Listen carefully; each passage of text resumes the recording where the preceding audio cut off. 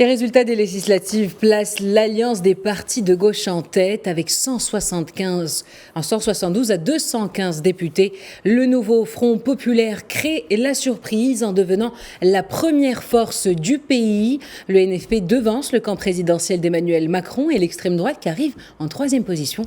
Aucun des blocs n'obtient donc la majorité absolue. Le Rassemblement national entre en force à l'Assemblée avec un nombre historique de députés élus entre 115 et 155.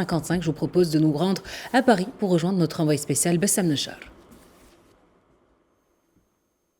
Les premières estimations annoncées par les instituts de sondage sont tombées et le NFP qui remporte ces élections, qui se place premier lors de ce scrutin, une grosse surprise puisque tout le monde attendait la victoire du RN, peut-être pas une majorité absolue, mais au moins le RN qui devait être premier après ces élections.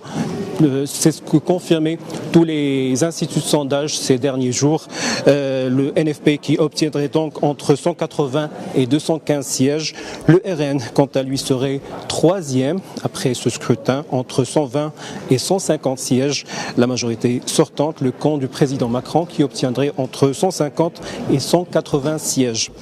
La mobilisation lors de ce deuxième tour du scrutin a été donc très forte et surtout efficace, surtout du côté de la majorité sortante et les partisans des partis de gauche, puisque ce qui expliquerait aussi le taux de participation qui est très haut.